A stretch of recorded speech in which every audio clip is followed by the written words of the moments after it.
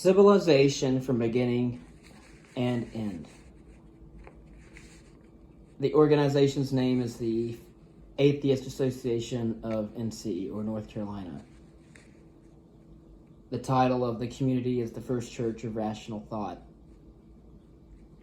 Civilization, cities, and metropolis centers have been a common phenomenon in many biomes of our planet since the times of classical antiquity. The world of the ancients in history were kept busy with the necessities of life that civilization itself brought forth. The world of the ancients knew of starvation, but the world of the prehistoric was veiled even to the few who were literate, indeed the most intelligent of humankind. The majority of civilization knew not of a world that was threatened by its very existence and its species in general. This prehistoric world of humankind was completely forgotten entirely for well over a dozen millenniums, in a world that knew not a time before the existence of humanity. The human experience during its prehistoric tenure was forgotten largely due to the fact that this knowledge was not recorded. Indeed, humans did not have the fortune of writing down their memories, reflections, and experiences. Humans might have remembered a time before things could be written, but never a time before language, including the invention of it. Prehistoric humans existed for a long time, without writing, without fire, without language, without clothes, without advanced tools or industries, without religion, without reason, and often without food, since agriculture did not exist.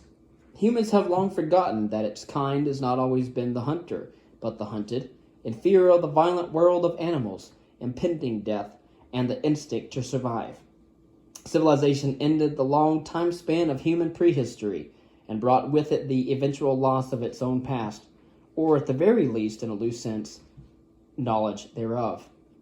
My prediction for humankind is that civilization will one day disappear, and with it the written word, and if not, most memory of civilization itself will be lost forever completely.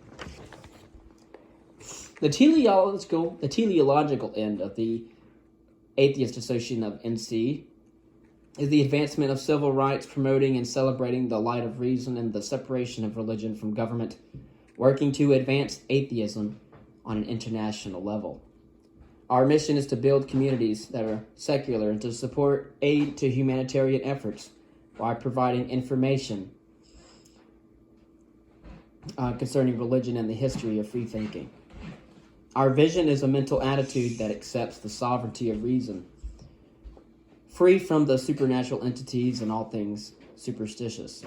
The aim and goal is the establishment of an ethics that is pragmatic in the nature and verifiable and falsifiable by experience and the scientific method, creating a space to think independently in a culture of arbitrary assumptions, authorities, and creeds. Given the absence of supernatural interference in human life, humankind, finding the resources and faculties within themselves, can and must create their own destiny, given the fate of its condition and circumstance of its situation. A social system based on reason and justice, in order to transform world culture. The struggle for progress is a moral obligation that is impossible without the collaborative connection of ideas that inspires humanity to create a more satisfied cultural development in history that is, for all practical purposes, unlimited in scope and power. The three maxims that I propose are the advancement of science and knowledge, which leads to the destruction of the gods. The second is the ability to reason, the power of the mind to think, comprehend, and form justified judgments by a process of logic, is humankind's greatest asset. And third, that the adoration of rationality, the quality of being based on or in accordance with reason or logic. And the do-as-you-like commandments, to stimulate freedom of thought and resist all that oppose it. Advocate for the establishment and maintenance of a secular system of education for all humans. Understand interdependence of all people and the responsibility of each individual in relation to society.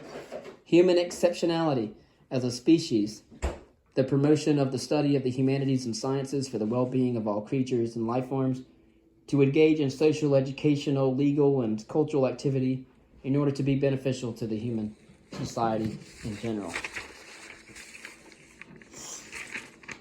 Here I do want to speak on the simplistic essence of Atheism.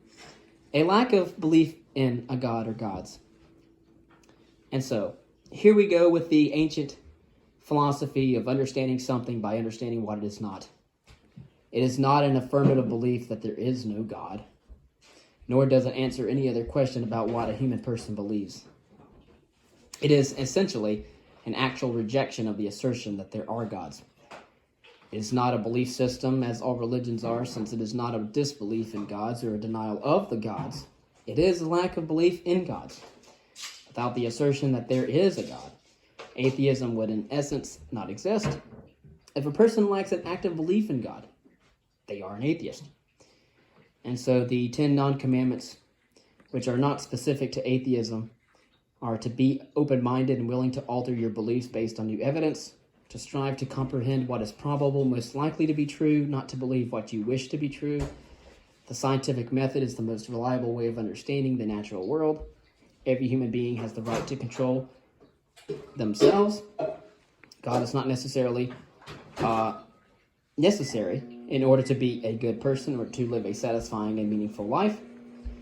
Be mindful of the consequences of all your actions and recognize that you must take full responsibility for them. Do unto others as you would want them to do unto you. With a reasonable expectation, think about their perspectives.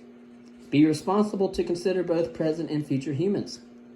There is no one absolute objective and all-encompassing right or wrong way for humans to live. Leave the world better than before you existed. To end with a quote by Joel Mackier in his book, The Economics of the Industrial Revolution. The Industrial Revolution rested on the systematic application of the scientific method and its incorporation into an industrial structure of universities and research organizations, which could then be translated into technological innovations.